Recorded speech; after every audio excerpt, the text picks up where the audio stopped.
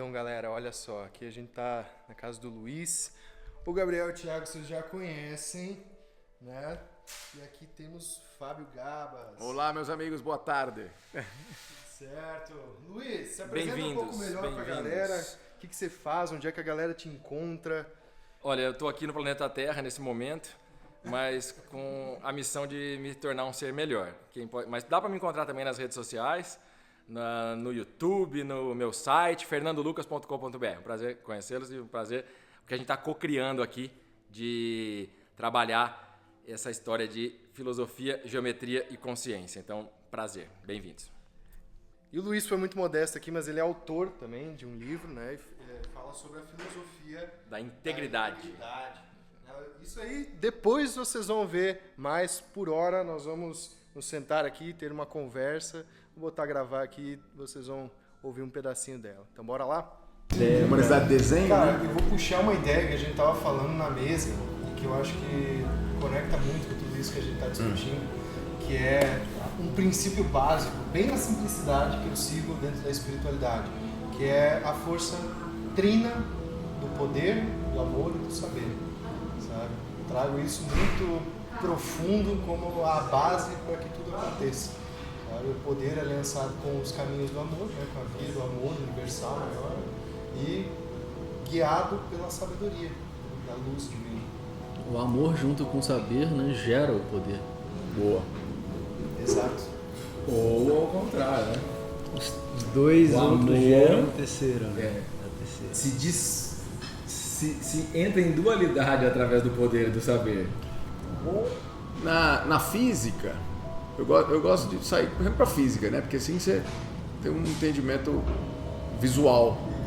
E por isso que me apaixona misturar ciência com filosofia, com conhecimento. Né? Porque, na verdade, quando a gente fala de amor, quando a gente fala dessa malha do universo, ela é toda interconectada, que a gente sabe. Então, a arquitetura do universo, a arquitetura do vácuo, ela é tal que ela é toda intercomunicada, ela é toda uma malha única, onde cada ponta comunicando com todos os outros. E essa unidade dessa malha, ela permite emergir memória, porque é a informação percorrendo ao longo do movimento. E é essa memória que gera a propriedade auto-organizadora, o poder organizador. E quando a gente fala de amor, ele é a base para fluir essa sabedoria. Porque o amor, ele do ponto de vista quantitativo, que seria assim uma coisa um pouco mais técnica do amor, ele é justamente a essência dessa conectividade. Hoje nós sabemos que o que nós chamamos de amor é a essência dessa conectividade entre cada fractal, cada ponto, entre cada plank do universo. O que comunica essa essência fundamental é o que nós chamamos de amor, e é essa comunicação que permite a integridade do todo como uno, que faz emergir essa consciência da criação, toda poderosa. Então, o amor quantitativamente, ele é a essência da geração da unidade, que emerge a inteligência cósmica, é a essência da unidade total. Quantitativo. No qualitativo, é o sentir que você fala, puxa, é o que eu sinto pelo meu filho, é o que eu sinto por uma árvore, é o que eu sinto pela minha esposa, pelos meus amigos. E esse amor realmente, ele é algo muito poderoso, porque ele se expressa à medida que você percebe essa conectividade. Por que você ama seu filho? Porque você sente essa conectividade entre você e ele. E talvez uma outra criança do outro lado do mundo fale, não, eu não sinto amor, porque você não percebe a conectividade. Mas o indivíduo que expande a consciência, ele tem mais awareness dessa consciência total, ele tem mais amor, a ponto de amar o teu filho mais do que você, porque ele percebe mais a conectividade. Então, amar não é propriedade do pai, da mãe, do amigo. Amar é propriedade daquele que sente mais a conexão total que existe no universo. E esse amor, ele pode chegar num ponto tão grandioso, porque ele se expressa em querer o bem do outro, em querer o melhor para o meio, em querer privilegiar os outros, menos você, porque você é essa malha toda interconectada. E que acaba se beneficiando por não querer fazer para si próprio. Porque é uma coisa só, o bom para o outro é o bom para mim, e a gente vê Cristo com tanto amor, que ele fala, olha, essa turma até por uma razão energética, precisa passar por experiências tão grosseiras que vai ser difícil para eles. Passo eu, que tenho mais tamanho. Sofro eu, entre aspas, uma dor, para que eu evite que eles, porque é uma malha só, eu tenho mais consciência, eu passo por isso. E uma coisa bonita que o Pi comentou aqui, ele sempre comenta, que o amor vem do amors, que é a morte, amors, a ausência. É a origem da palavra, morte. etimologicamente, no latim. Que eu acho bonito. Amors, a ausência de morte. de Então, morte. amor, o significado da palavra amor é vida. Isso é muito interessante mesmo. Tá no meu livro. Porque quando não há amor, né, há medo, ódio, o que gera guerras, violência, né, e o amor realmente é uma energia criadora de conexão, gera coesão nas famílias, nas sociedades, né? Evolutivamente falando, né, é bem conveniente para a vida o amor, né? Porque quando há ausência do amor, as famílias não tem evoluem. conectividade, né? A ausência do amor É tem a conectividade. morte. Não, é isso. E por isso que a gente falou aqui que a sabedoria ela flui por causa do amor gerando poder da manifestação. E pegando o gancho, falando outro dia sobre isso, né, da fala de Jesus e do amor, quando Jesus fala amai a ti mesmo, amai ao próximo como a ti mesmo. Na verdade, amai a Deus acima de todas as coisas. Que amai a Deus, sobretudo, amai a unidade, amai ao todo, onde você faz parte. E amai ao próximo como a ti mesmo. E todo mundo, quer dizer, todo mundo não, corrigir a minha fala aqui. Muita gente ainda fica assim, preciso amar ao próximo, é a caridade, ou amar o outro, né? Então, mas como que eu vou amar o outro se fez o mal para mim? Então, a frase é amar ao próximo como a ti mesmo. Você só pode amar o outro na proporção que você se ama. Então, não dá para dar para o outro o que você não tem. Então, para amar o próximo, o ensinamento de Jesus é primeiro, ame a si próprio. Traga vida, traga a ausência de morte para a sua vida. E aí você vai ser capaz de amar o outro, né? Não, vem aqui para falar, né? O Wilson Gonzaga, ele viu que isso não ia dar muito certo, porque ninguém se ama, né? Então ele falou assim, amai ao próximo como eu vos amei. Aí ele dá compreensão maior, viu? Acho que eles não entenderam nada. Como eu vos amei, viu? Engraçado que Dou minha vida, né? E é isso. E muita gente acha que não pode se amar, né? Que se amar é egoísmo, quando na verdade é a fonte de toda a sabedoria, porque quando você se ama, aí você está apto para amar o próximo. É simples, cara. até porque tem uma compreensão que a gente aprendeu também com o Wilson Gonzaga, né, que a gente falou dele, que eu acho maravilhosa, que assim, só tem 2 estados emocionais do ser humano. Ou ele está dando amor. É de um curso em milagres? Ah, legal, então corrigindo aqui. É uma sabedoria de um curso em milagres que diz que o ser humano só tem 2 estados. Ou ele está dando amor, ou ele está pedindo socorro. Então todo ato de agressão, todo ato de doença, todo ato de revolta, todo ato é um pedido de socorro, nada mais. E isso me lembrou, cara, as primeiras emoções que você sente quando você está dentro da barriga da sua mãe, né? Antes de você nascer, você só sente a unidade ali entre você e a sua mãe, né? E a sensação de amor, de integridade, sabe? Não há diferenciação. E também, às vezes, você pode sentir medo ali dentro se, sei lá, a sua mãe está em uma briga ou a sua mãe sofre alguma coisa, às vezes o bebê pode sentir medo ali dentro também. Mas é dito que a primeira emoção a emergir ali no bebê é o amor. E a segunda emoção que o bebê sente é quando ele nasce, que é o medo, e que é como se fosse um pedido de socorro, né? Porque você saiu daquela integridade e você apareceu pela primeira vez ali na diferenciação, sabe? E aí surge o medo. E essas seriam as emoções primárias que irão reger toda a nossa vida, sabe? Primeiro o medo, que é a conexão, é a integridade. O medo não, o amor, que é a conexão e a integridade. E o medo, que seria o oposto disso, seria a falta do amor, né? Eu vi uma charge bonita, assim, de 2 bebês gêmeos, né? E o Fábio tem trigêmeos, tá? Um falando pro outro dentro do útero da mãe. Será que existe vida além do útero? E o próximo passo para o nascer, do ponto de vista do bebê, é um processo de morte. Exato. É verdade.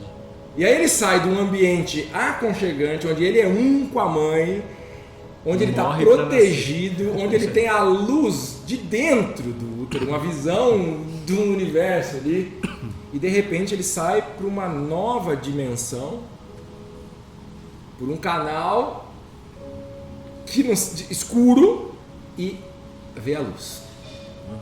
E aí é uma nova. E quem dá a luz a ele é a mãe, né? Quem dá a luz a ele é o próprio. E que é a mesma jornada de todo o processo de escolas iniciáticas. Verdade. E aí, olha que interessante. Então, para nascer, a gente passou por um processo de morte. Para não ir longe, porque antes dele teve outro, né? Mas é infinito fractalmente essa história. Então, e aí a gente sai da unidade com a mãe, pegando a tua fala, para uma dualidade, Exato. até se entender inteiro sozinho.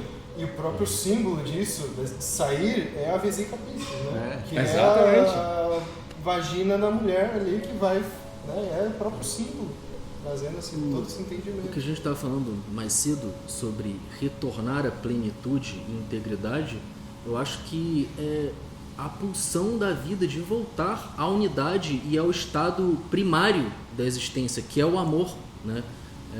O equilíbrio, né? O absoluto, né? Íntegro seria esse amor. E o amor também, ele é uma energia que impulsiona o ser humano a evoluir. E ele não existe somente na escala da vida biológica. Eu acredito que metafisicamente o amor é uma expressão de uma lei de criação relacionada à conexão. Se você parar para prestar atenção, tudo que é criado, né, depende de uma conexão. Para sistemas complexos se auto-organizar, precisa que conexões ocorrem. União, composição, interação. Átomos, né, se conectam, né, por causa da luz, por causa do eletromagnetismo, né, e como consequência eles criam sistemas complexos, né, Células. e em todas as escalas Sempre do universo, a favor da vida, exato, da multiplicação, da abundância. sem a conexão não há nenhuma criação. não. E na nossa vida se percebe que uma expressão dessa lei de conexão que cria é o amor, sabe? E para a vida existir, né, há uma relação entre dois seres que acabam se amando, e esse amor gera um afeto que conecta a família, aumenta a integridade da família e, como consequência, potencial de ação não só da família, mas da sociedade também. Então, para mim, o amor é uma energia da criação mesmo. E sabe que você falou uma coisa interessante, que realmente ele é o que conecta, é o que permite emergir todo esse conhecimento, é o que permite evolução, porque é a própria conexão que permite. E quando a gente chega, então é um paradoxo dessa coisa do amar a si próprio, amar o outro. Quando você verdadeiramente se conecta com amor, desaparece o próximo em você, é uma coisa só.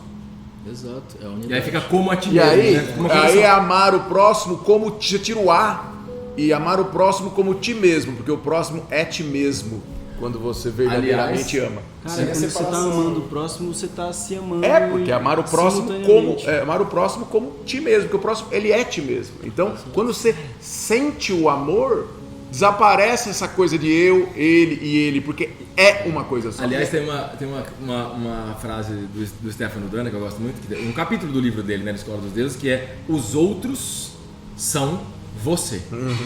E tem uma frase que você colocou nas tuas redes sociais que fala disso, né? Perguntado ao mestre, como é que é essa frase? Mestre, como devemos tratar os outros? Não, como devemos tratar o próximo? Ele fala, não existe o próximo. Tudo é você.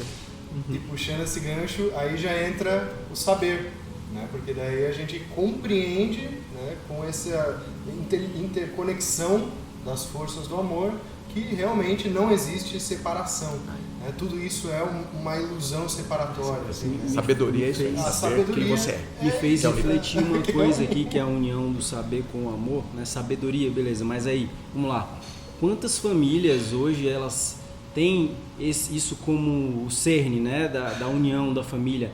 Poxa, meu pai nunca falou que me ama, ou eu nunca falei, não tenho essa abertura. O quanto é importante você saber que é amado.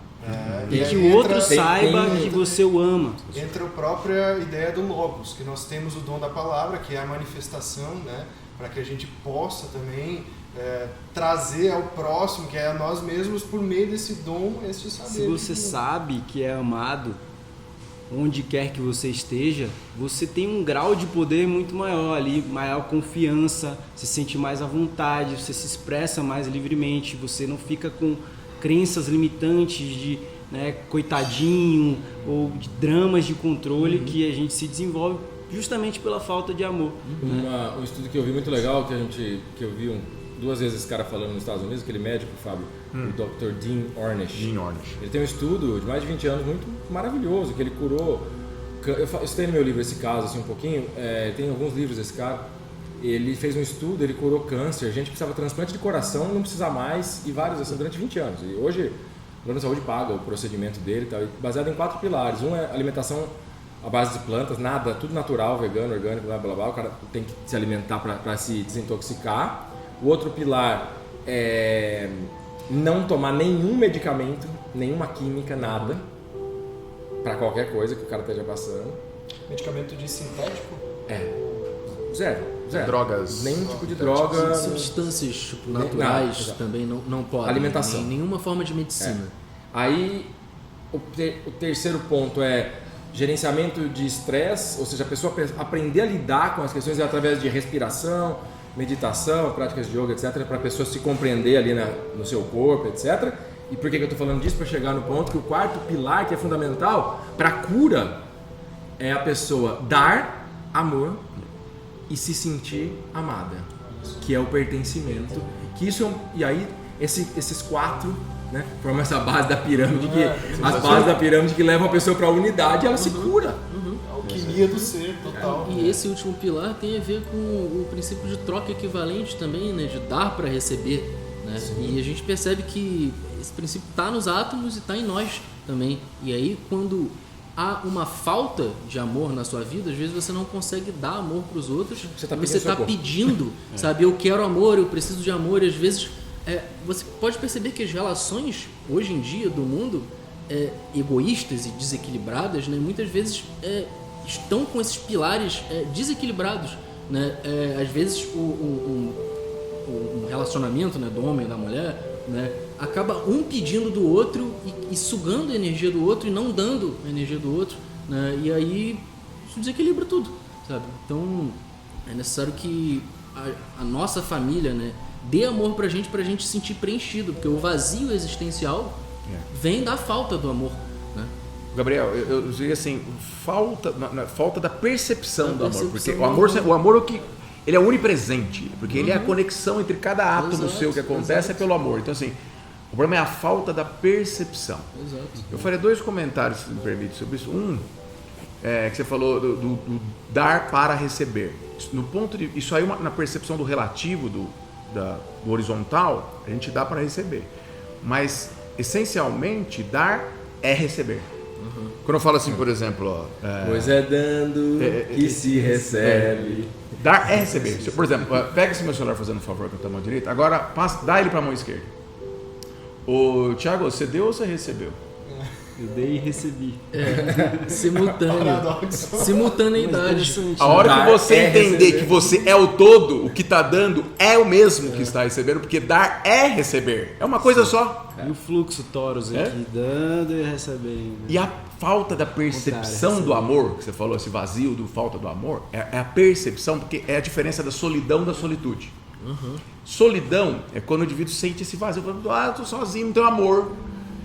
É que nem você imaginar um próton, um átomo de hidrogênio, o próton está sozinho lá no núcleo. Onde é que está o primeiro parceiro dele, o elétron? Se ele for uma cabeça de alfinete, ele está no campo de futebol, orbitando a cabeça de alfinete.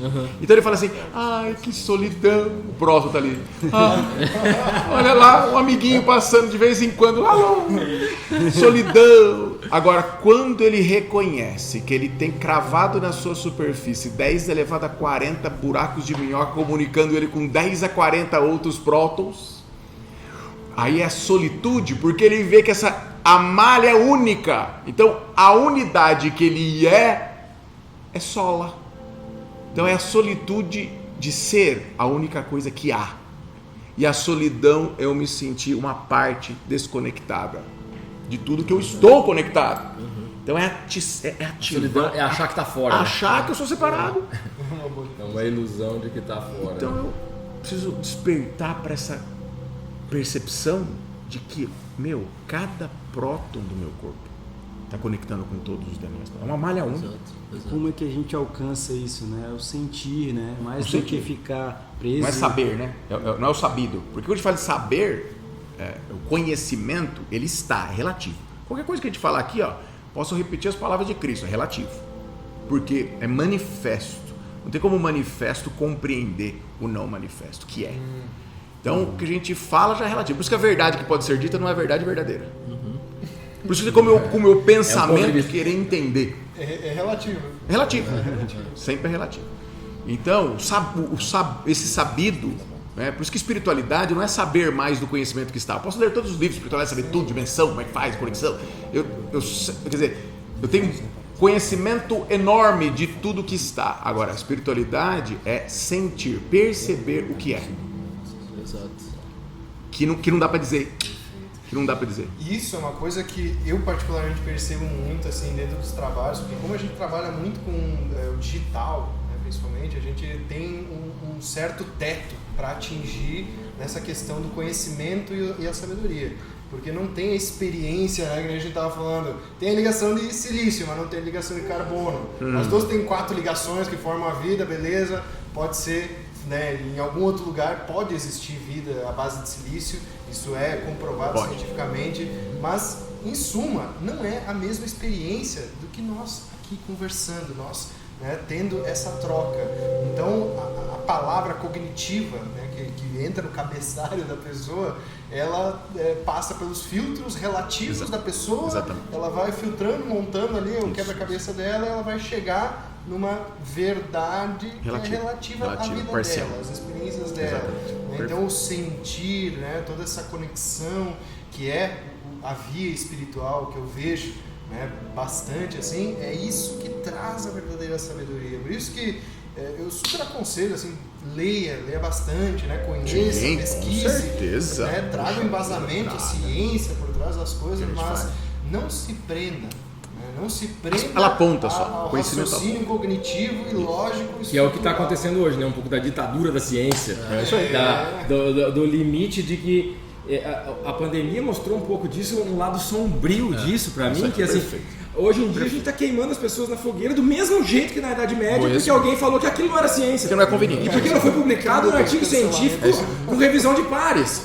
Só que, o que é publicado por artigo científico de pares é um pedaço daquilo que é descoberto, que sempre foi verdade, e tudo que está sendo descoberto que ainda não foi publicado, então não existe, não é verdade? Então a gente está vivendo queimando bruxas na fogueira do mesmo jeito. É o herege, é contra Deus, né? Queima. E hoje a gente está fazendo o cancelamento nas redes sociais, o cancelamento das coisas, uma briga por política, por ciência, por vacina, na mesma ignorância. Que quem não conhecia alguma coisa e alguém falou isso aqui não é a palavra de Deus, então mata. E isso aqui não está na ciência, que a gente na fria, limitada e conveniente ciência de que alguém definiu o que era e o que não podia, e a gente está queimando na fogueira. Só que agora chama de cancelamento, chama de fake news, chama dos auditores da fake news, e aí. Mas por outro lado você vê um movimento legal, né? Aí um maluco do Elon Musk vai lá e compra o Twitter para poder dar liberdade de expressão, que eu achei esse movimento fantástico.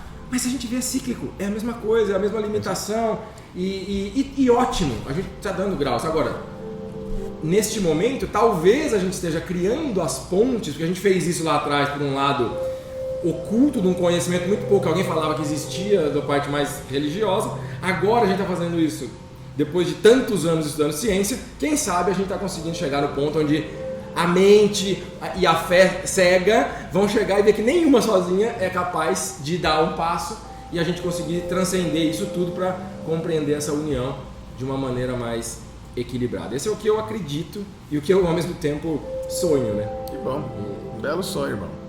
E aproveitando esse gancho, eu quero pedir para o Fábio Gavas compartilhar com vocês, eu não sei se eu peço agora ou peço à noite, aquela história do Aristóteles do oceano cabe agora, tá? Cabe agora, que é bem legal essa história. Essa já fica gravado pra gente fazer um... O que eu tô só guardando aqui o que é pra depois, sabe? Então. Mas sabe o que eu tô achando legal, uma coisa que tá sendo bom?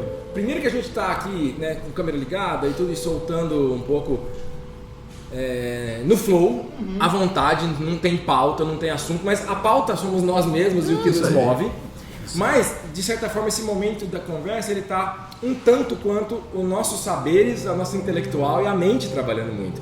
E um pouco bom que a gente está esvaziando Pra isso poder sentir, agora, para na hora da sessão ninguém ter nada para compartilhar. Não, nós vamos ter muito, mas vai estar mais no equilíbrio entre o Euforia. Então tá sendo tudo perfeito. Muito bom.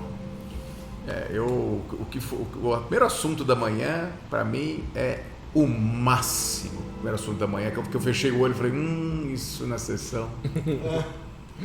Aí a gente vai. Mas assim, a história é muito interessante. Bem lembrado. Fazia muito tempo que eu não lembrava dessa história. Ainda bem que o Pi é uma enciclopédia boa aqui para nós. Pi é meu apelido de infância. Acho que a gente já sabe.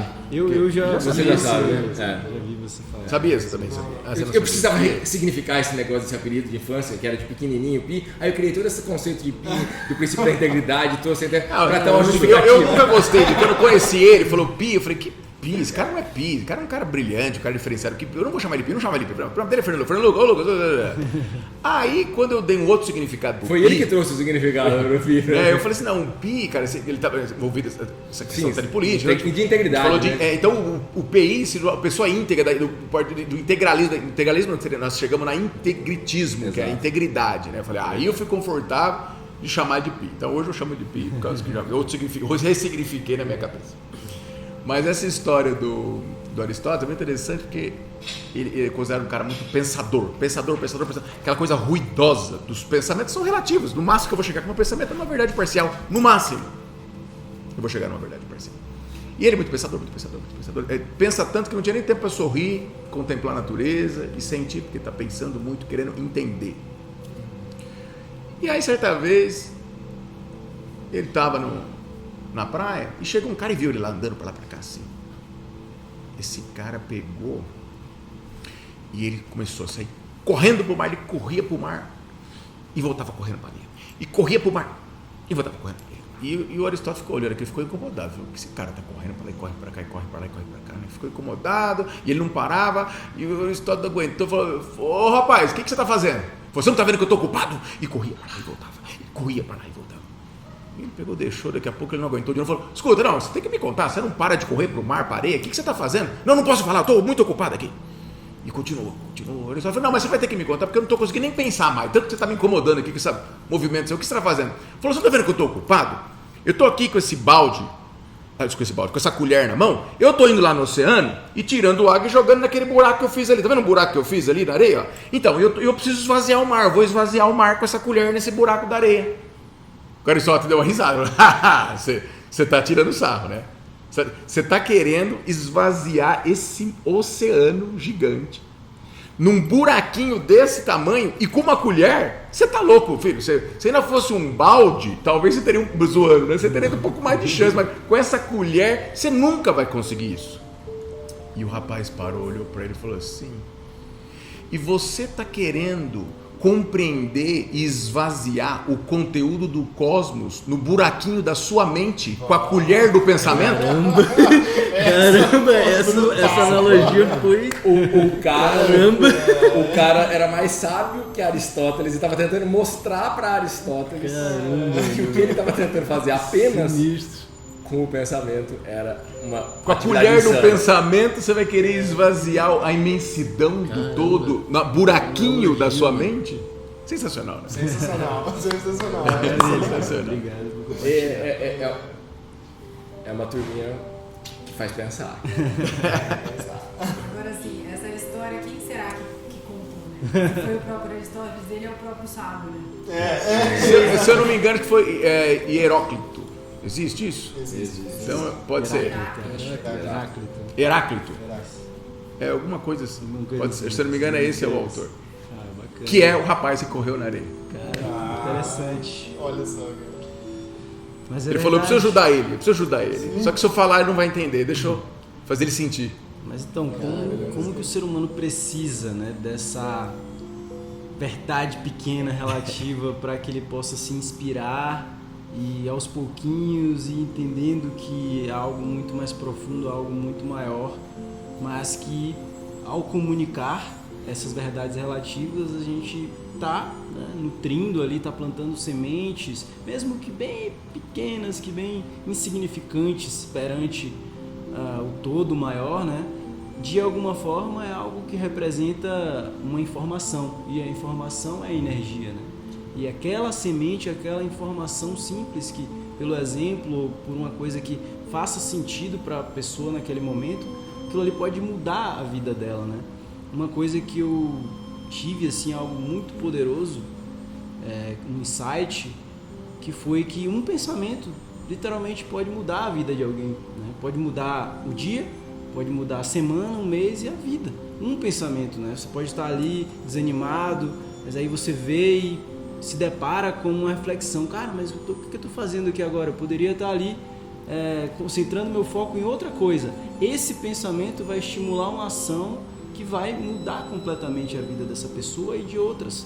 Então, o quanto essa coisa pequena, insignificante, ela também não pode servir como um instrumento, uma semente para alcançar, né, coisas maiores, né, que diríamos, né, que não seria coisas tão representativas na escala do todo, do infinito, mas que para algumas escalas muito menores aquilo ali faz toda a diferença, né?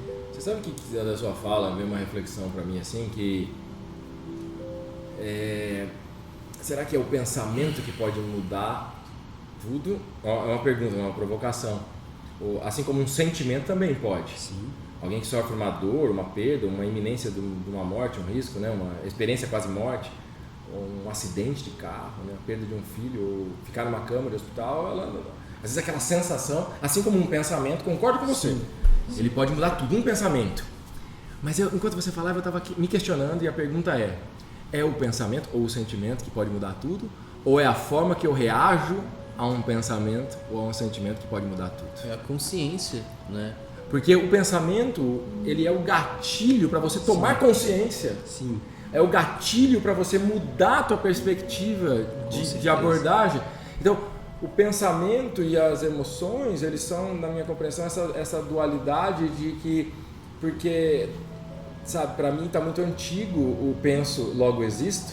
Né? Porque eu sempre brincava isso quando eu aprendi isso na escola. Logo existo. Mas eu sempre fui muito questionador. A primeira vez que um professor falou isso na escola, eu era adolescente, penso, logo existo. Lá, eu falei, não, então o repolho não existe? O repolho não pensa, logo não existe? Então, aí, mas hoje em dia, né, aquela compreensão, quem é que pensa? Quem é que pensa que pensa? Quem é que observa o pensamento? O que é o pensamento? E esse é o eu sou, esse é a consciência, que é nesse estudo de consciência eu tenho visto cada vez mais, né? Tem tanta coisa acontecendo e tem uma corrente chegando a algumas conclusões, não são conclusivas, mas me parece muito isso conectado com tudo que a gente estuda, que vocês estudam, que você estuda, Fábio, de que a consciência no fim do dia é energia. Sim. É energia, é informação. Então, se nós lá no final das contas somos informação, somos energia, o pensamento, ele é um dado. Ele é a informação que a gente foi capaz de olhar. E aí a sabedoria é como eu transformo aquilo em algo útil para a minha evolução, para a minha existência. Sim. Então, a nossa capacidade aqui como processador, né? A gente tem um processador, uma memória, é usar essa máquina para dar saltos quânticos. Então, o pensamento é a informação, mas como a gente faz o cálculo, a gente muda, a gente transforma isso em sabedoria, transforma isso em caminho, transforma. E aí, cada vez que a gente faz isso, a gente dá um salto de evolução, Então, estou aqui falando e pensando e numa provocação para chacoalhar um pouco as ideias. O Descartes, ele fez Cadê a o lousa? efeito, a causa. Boa. Né? Porque pensar é feito de ser, é feito de existir. Né? Então, é preciso antes existir, né, para você poder pensar. Então, não é penso, logo existo, é sou, logo existo. Penso, logo estou. Se eu penso, por algum lugar. Se penso, logo estou. Não sou. Ser íntegro, ele não pensa, ele é. Ele não De está. fato, não é o pensamento que provoca a mudança. Tanto que, na minha tese, né, do meu livro e do... Você quer falar? É que em inglês faz mais sentido, né? Estou. Eu estou, né? Mas o I am pode ser estou, exato. Eu preferi a lousa porque acho que fica mais fácil para eu mesmo raciocinar. Porque esse assunto que o Pete trouxe, fantástico, ele colocou sobre o pensamento e que você colocou sobre... O que é o pensamento? Isso é a questão. Porque isso é a questão. De falar dele, você define o que ele é. Porque a gente fica falando uma coisa que a gente não sabe o que é, né? Sim.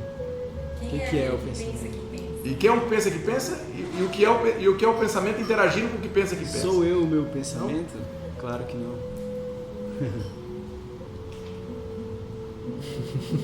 Isso aqui é um ser humano. Deixa eu facilitar para vocês, velho. Pronto, agora. Fez pra Paola desenhar? Acho que agora eu facilitei, velho. Isso daqui a gente vê como corpo, na verdade a gente já conversou. Ele é o vácuo em movimento, certo? Esse vácuo em movimento, ele tem aqui nessa estrutura em spins, ele tem a ordenação para que esses Plancks se agrupem formando prótons, elétrons, átomos, moléculas, células, né? Cada célula 100 trilhões de átomos, cada corpo 50 trilhões de células, cada corpo troca 1 milhão de células por segundo, cada célula sofre 36 bilhões de reações químicas por segundo. 36 bilhões. Então, esse spin aqui, Pi, ele tem uma assinatura eletromagnética, ele tem uma geometria. Ele é um boundary, ele é um limite. Ilusório, porque não tem limite. Na verdade, eu e o espaço aqui, eu só estou em coerência, mas é o mesmo espaço. Aí esse espaço e o Thiago é uma coisa só, porque é um espaço ordenado, o sofá, o relógio, é uma coisa. Mas quando eu tenho esse limite, esse boundary, ele tem, assim como nas células, que o Bruce Lipton fala dos receptores é que determinam o que essa célula vai fazer. As informações banham a membrana com receptores recebe e ela executa, não é assim? Mesma coisa, o nosso boundary, ele tem uma assinatura. A consciência cósmica permeia tudo. É a grande ideia, a potência, o todo-poderoso, não manifesto todo-poderoso, de toda a informação, tudo. De acordo com como eu filtro esse todo-poderoso pelos meus receptores aqui, pelo meu boundary, emerge daqui de dentro a extensão desse campo eletromagnético aqui, que eu chamo de intenção, pensamento, emoções. Tudo que emerge é fruto de como esse boundary, como essa membrana percebeu a consciência. Como cada um tem uma assinatura única, porque nós somos 50 trilhões de células, vezes 100 trilhões de átomos, vezes X prótons, vezes X Plancks. E cada Planck é um frame of reference do universo. Não tem como ter dois iguais em nenhum planeta desse universo. A chance é tipo ganhar da loteria. Não, imagina. Não, por exemplo, só pra pessoa compreender. Já ganhar da loteria em sei lá quantos milhões. Pra ter dois, a chance é matematicamente impossível. Porque o que acontece? Esse próton que está aqui, ele está vendo o universo numa coordenada. Até fisicamente é isso. Do ponto que ele está, é impossível ter outro no mesmo ponto. Porque dois corpos não ocupam o mesmo lugar no espaço, então é impossível. Então é impossível ter dois corpos com a mesma assinatura. Por isso cada um é único, por isso tem um floco de neve igual ao outro. Não tem um próton igual ao outro, não tem nada igual ao outro. Muito bem, cada um é um frame of reference, uma coordenada. Então, o que é um pensamento, uma emoção, uma intenção? Eu estou querendo ajudar. Aí eu penso assim, como eu sou bom, gente, olha, eu quero ajudar. Ô filho, você meu propósito é foi ajudar os permeado pelo amor, por toda essa informação, o que você filtrou tem como feed forward para o universo a intenção de ajudar, de estender a mão, de fazer isso, de pensar aquilo. Não sou fonte de nada, eu só expresso como eu estou percebendo. Quando eu emito esse pensamento, emito essa intenção, emito esse sentimento, a mesma malha, ao receber essa informação de feed forward, ela manda o que para mim? Um feedback, que é o que eu chamo de minha vida. Que é minha saúde, meu corpo, meu relacionamento, meus bens materiais, meu pneu do carro que fura, o dedo que quebra, tudo é o feedback do universo baseado no feed forward que eu dei, que é como eu percebi. Então, no fundo, eu próprio, melhor que eu posso fazer é algo para lapidar essa minha percepção aqui, afinar essas anteninhas aqui. Porque quanto mais eu percebo do universo e diminuo o ruído mental, porque de acordo com como eu recebo, o ruído mental do Fábio vamos imaginar que o spin todo-poderoso ele gira anti-horário para a direita. O meu ego aqui, isso aqui girou para cá, né? Para a direita, anti-horário. Eu tô cheio de areazinhas rodando para a esquerda dentro de mim. Isso é o meu ego. Areazinhas rodando. Eu resisto ao que é. Quando eu resisto ao que é que nós conversamos agora lá embaixo, eu vou ter ruído, portanto, dessa informação. Meu feed forward é mais pobre.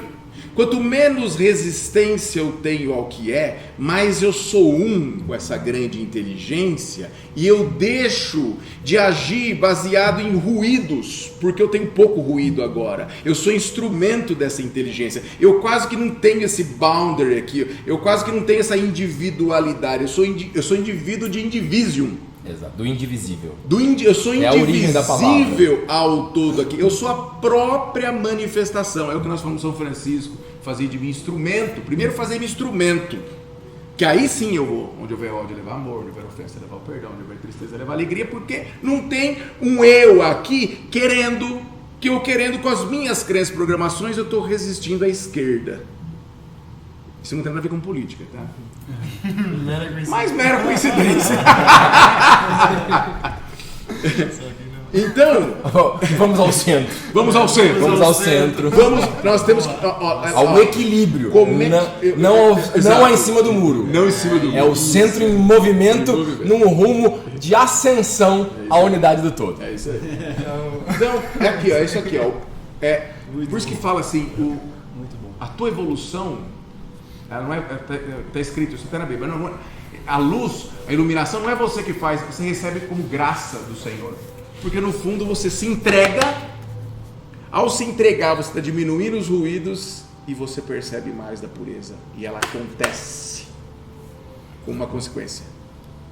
Isso eu estava falando, tu ilustrou perfeitamente aquilo que a gente estava na mesa comentando do comovimento trazido, né, no hermetismo, que é esse fluxo universal, e os contramovimentos que geram as resistências menores, né, que a última boundary do corpo físico, enquanto, né, essa composição que a gente tem de livre-arbítrio e tudo mais, é essa morte. Depois da morte tu quebra essa barreira e entra de volta no fluxo universal, né, nas leis que regem, aí a gente chama de karma, né, todas essas leis de causalidade, causas e efeitos que regem toda a realização e a evolução das almas.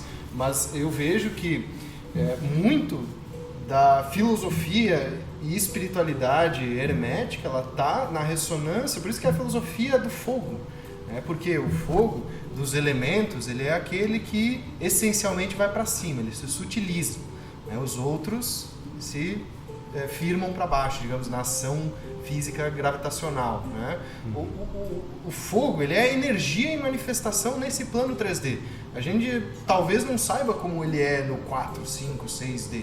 Às vezes ele tem uma outra composição além da chama simples que a gente entende. Então a filosofia hermética busca contemplar nesses mistérios da natureza, que é o comovimento universal, é o spin, né, universal, para entrar nessa energia toda e não criar as resistências, né? E aí tem toda a ideia da alquimia, né? Deixar que o fogo entre e transmute toda a nossa questão de física, das doenças e tudo mais, da mente, das emoções, e também no plano espiritual, né? Em níveis maiores, mais profundos, assim. Sabe o que eu acho legal isso, assim, da alquimia e tal, que eu gosto muito, né? Eu gosto muito de Hermes e todo o conceito hermético. E esses dias eu vi a professora Luciana falando uma coisa que a gente tem que também compreender uma coisa, que por mais que eu aprofunde também e goste, a alquimia, por exemplo, a alquimia ela é um véu sobre aquilo que se realmente queria falar, né? Porque o que é a busca da pedra filosofal? A busca... Não, eu assim, quero elocubrar em relação a isso. A busca não é a transformação do chumbo em ouro.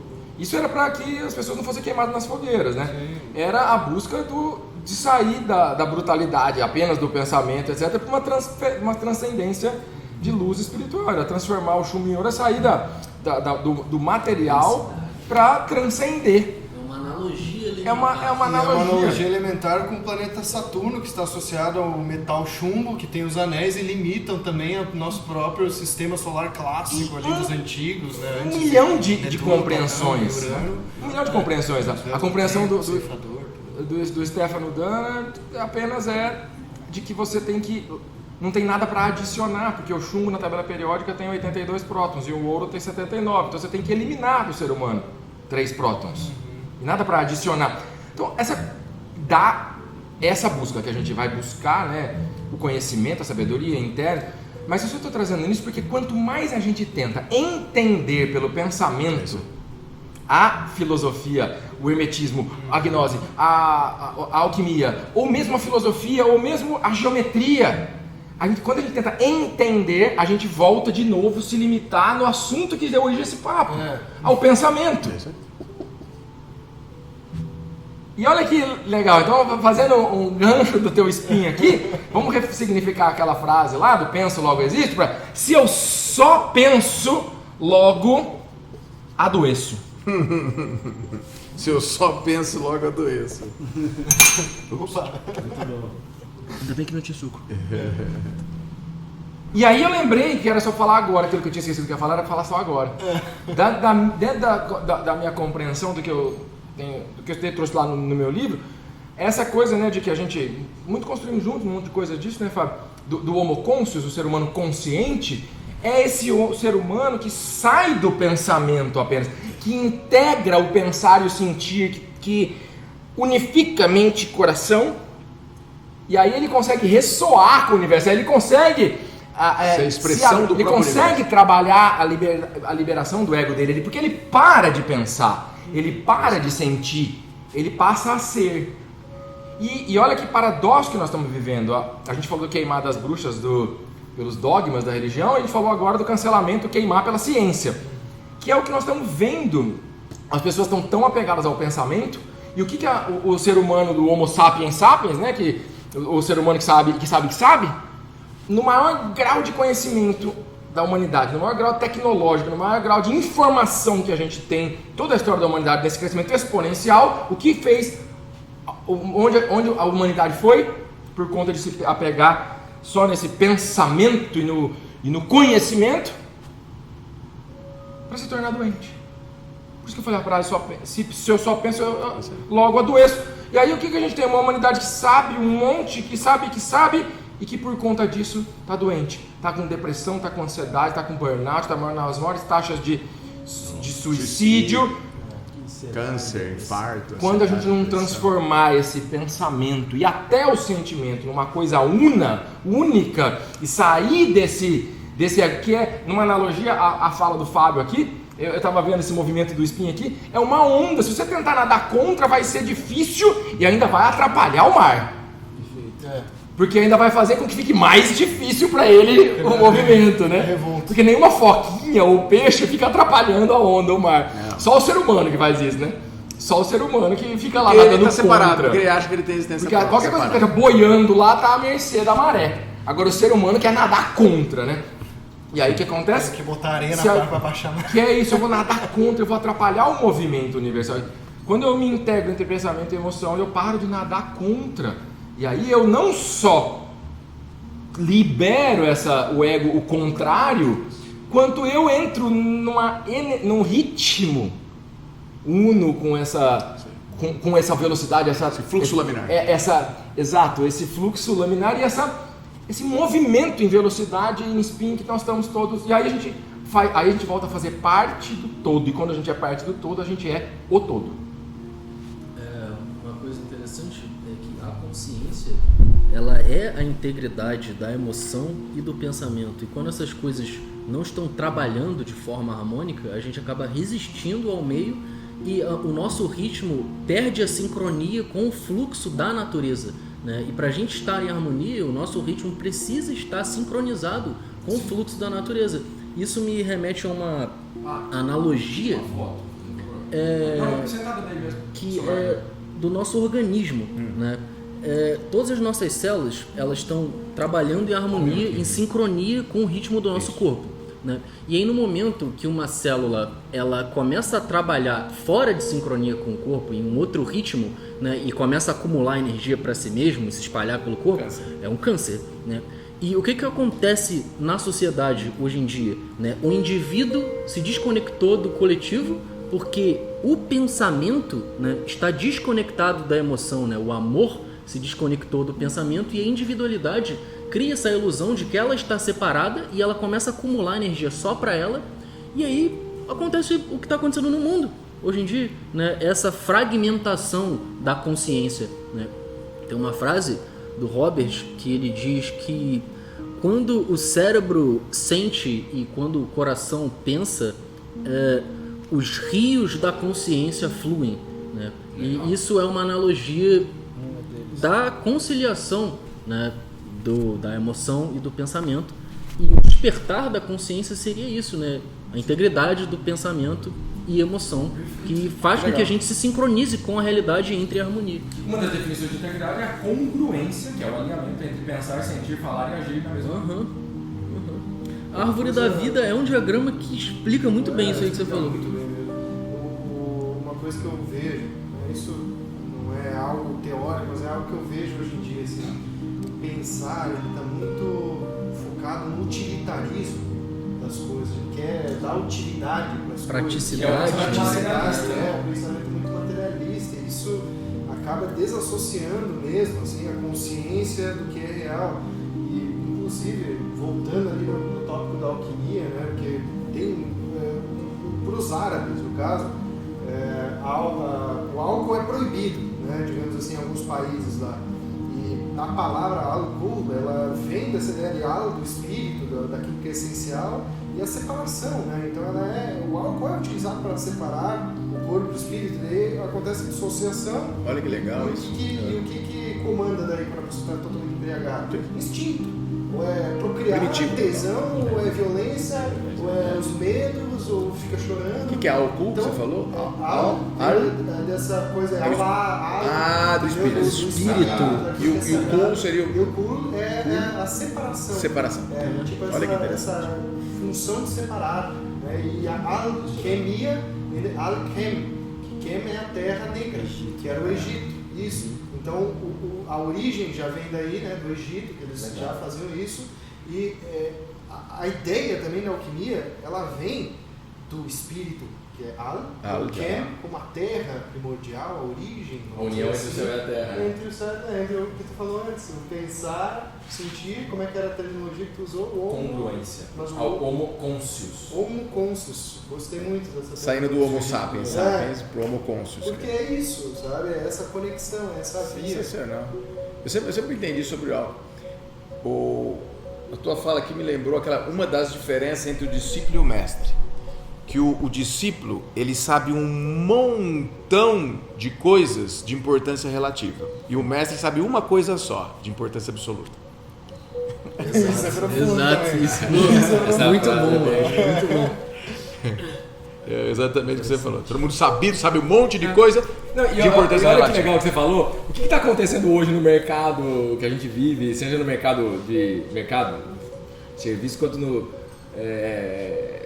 influencers e pessoas falando na internet.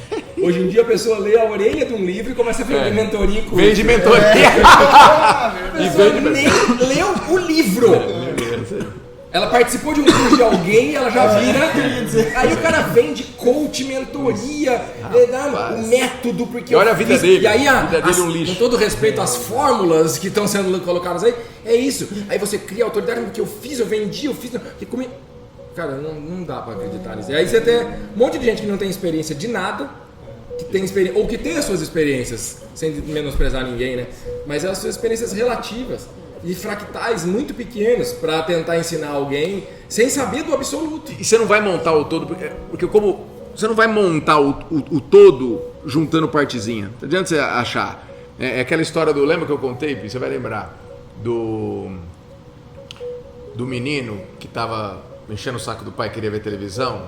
E o pai falou para ele, filho, para de encher o saco, o pai tá vendo televisão. Ah, pai, quero brincar. Eu falei, então pera um pouquinho. O pai foi lá e pegou o mapa mundi e picotou um pedacinho. Você ficou sabendo a história? Picotou o babone em pedacinho. Falou, ó, baralhou. Falou, agora você monta o mundo. A mulher tinha 9 anos.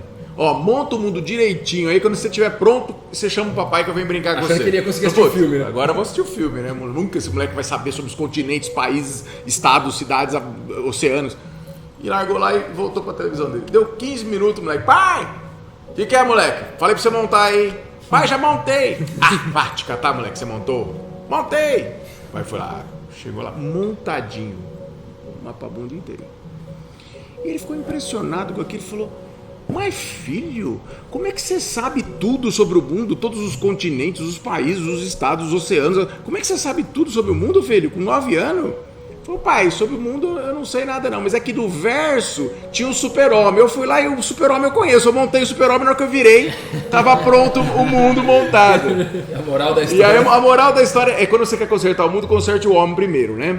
Mas eu tenho uma outra interpretação também, além dessa, que é muito nobre, que é, quando você sabe o uno, você sabe tudo. Porque em tudo está esse uno criador, essa unidade. Então quando você conhece verdadeiramente o que é o de importância absoluta, você não precisa, o resto é consequência. Você sabe como é que funciona porque você vê quando você conhece o uno. Diferente de você conhecer um monte de partes, que se você somar não dá. E aí é o versus único, né? O universo. Universo, versões do uno. Ou universo, porque no verso de tudo tem o uno. Interessante É que bem o legal. Robert fala, né? O U-inverse, né? Tipo, é o... Você é o inverso de tudo. E essa coisa, sabe que essa coisa inspirou muito meu estudo sobre os valores absolutos, né? E o termo absoluto, a editora me questionou, brigou comigo, não queria que eu colocasse no livro a definição de valores absolutos. Porque duas, 3 editoras assim, não, mas esse termo é muito forte, absoluto, parece que você quer impor. Eu falei, não, mas é absoluto porque é. Aí explica, escreve, vai e volta. Aí eu escrevi, e mesmo assim a editora ainda me questionou, mas não pode ser relativista. Não pode ser valores completos, porque assim, exatamente, para não gerar polêmicas. Aí eu falei, não, é absoluto mesmo. E aí defendi lá com o texto, né? E no final das contas coloquei no meu livro uma página que eu mais gosto, que é o equilíbrio entre, cara, tudo que eu trouxe aqui é ciência, é filosofia, é embasado. Mas se você também tem intuição, a parte que é intuitiva, que é o que eu trouxe, que não tem embasamento, trata como arte, é poesia. E aí, pronto, resolveu. Então eu coloquei esse disclaimer. Boa. Mas você foi muito inspirador nessa história do absoluto e relativo, e porque toda essa teoria de chegar nesse contexto da integridade passa pelos valores, né, princípios, e o comportamento de valores morais, tudo, porque os valores não têm contrário. Porque os valores é esse uno do verso, né? A verdade não tem contrário. Não tem contrário. Tem ausência de verdade. Tem menos, a mentira é a falta de verdade. Ou pequenininha demais, né? Porque... Quais são os valores absolutos? A integridade eu compreendo com a soma, ou a mãe de todas elas, porque a integridade é inteira, não tem nada para tirar fora. Todos os valores são absolutos. Tudo que você entender como um valor, ele é absoluto. Então a verdade é absoluta. A verdade é. Aí você tem os princípios e as virtudes. Os princípios se eu agir com... falar a verdade vai me levar ao mais próximo do absoluto. A verdade é absoluta. Os princípios é aquilo que me leva ao absoluto. As virtudes são os comportamentos humanos que eu sou embasado nos princípios que me levam ao absoluto. A moral é quando um grupo de pessoas, baseado na sua crença, na sua religiosidade, no seu contexto do momento, criou isso aqui nós podemos, isso aqui nós não podemos. Então adequou a um valor absoluto, aos princípios e virtudes, o que achava-se que era certo para aquele momento. E a ética é o que é circunstancial e temporal. E a moral? A moral está entre a ética e as virtudes. A moral é um grupo, um contexto, um tempo, uma religião que criou. É o comportamento humano aceitável. Temporal. A ética é completamente circunstancial e temporal. O canibal achava que tudo bem comer o inimigo, desde que ele fosse inimigo e saudável. Era a moral deles. E se um inimigo que fosse capturado e não comido se sentia desonrado. Tem que me comer, tem que me comer. Porque se não me comesse, assim, não me considerou a altura dele. Não me considerou a altura dele, eu não vou pro meu céu lá da vida. Porque eles só não comiam os deficientes, os doentes. E quem eles achavam, esse cara não é nem meu inimigo, eu não vou comer isso aí não, porque o comer o inimigo tinha uma coisa de absorver a força dele. O guerreiro mais forte era... Então era um ritual, não é assim, vou comer, porque comida não faltava não era por fome. E então é importante entender isso. Numa ótica mais judaico-cristã, quanto que nós não matamos como humanidade em nome de Cristo nas cruzadas? E quanto que nós não matamos em nome de Alá nas jihadis? Então é circunstancial, aceita até. Agora, então, ética, moral, virtudes, princípios, valores. É do absoluto ao relativo. Eu vou desenhar aqui, ver se faz sentido isso aqui. A imagem que eu vejo é assim, ó. Essa categorização... Existe essa integridade, essa verdade, esse inteiro, essa unidade, vou chamar de como quiser, né? Ela, quando ela se manifesta, ela passando por esse prisma, essa unidade, essa integridade, ela vai se expressar em alguns princípios. Por exemplo, amor, vamos dar aqui exemplo, nome, bondade, justiça. E aí, quando ela se expressa no relativo, aí você tem escalas fractais, né? Então, o amor, você tem um Azão, você tem um A menor, você tem um A menor, você tem um A menor, você tem um A menor. Não dá nem pra enxergar. Então, você perguntou, amor, confiança, verdade, compaixão, respeito, todas respeito, tudo que a gente vai por aqui, ó, vários princípios, É. que são expressões da unidade, mas que se manifestam no campo do manifesto nunca em amor total ou ausência total, quer dizer, nem preto nem branco, escala de cinza. No plano do manifesto não tem nem o preto nem o branco, são escalas de cinza, mais branco, menos branco, que seja mais preto. Tudo bem. Então, esse amor, quando essa manifestação aqui, fractal daqui, é uma manifestação que se ela estiver dentro de um espírito, vai ser um cara muito amor. Essa manifestação aqui, do mesmo amor, porém numa potência menor, uma outra geometria aqui, ela vai se manifestar que você vai chamar de maldade. Nossa, cara ruim. Você vai chamar de mentira. Vai chamar de a verdade vai ser mentiroso, justiça vai ser o injusto. Mas não é justo, é menos justo, menos respeitoso, menos bondoso, você chama de mal. Mas é só na manifestação do relativo, ele vai ter em fractais, em escalas fractais. Fruto aqui de princípios que são emergentes da unidade que se expressa. Faz sentido assim? Sim, total. E ainda, no teu desenho ainda, você colocou o prisma, né? Que é o que separa aqui. E ainda eu olhei ali em cima, lá em cima da pirâmide, se você colocar fora, não é nem pensando numa pirâmide. Da unidade, quando ele vai em dualidade, ele vai ficando cada vez mais, quanto mais vai descendo, mais longe vai ficando do centro. Então, o desenho ele pode ser visto de outra forma. Muito bom. Que é da integridade. Então, a verdade absoluta, ela vai dividir, até ficar tão... Parece muito distante, mas eu tenho falado nas minhas palestras, assim, quando você define... Se você pegar o dicionário e procurar qualquer valor, então eu uso muito verdade, porque as pessoas... Eu faço uma correlação com a história do Pinóquio, né? Então... E é uma coisa que todo mundo compreende rápido, assim. Então, se você pegar o dicionário e ver o que é verdade, a primeira frase que vem é aquilo que é real. E acaba aí. Boa. Tá no dicionário, definição de verdade. Aí você vai no dicionário e procura lá, mentira. Aquilo que falta com a verdade. Aquilo que não é verdadeiro. Aquilo que não é real. Então, olha que interessante. Para definir verdade... Você só precisa da realidade.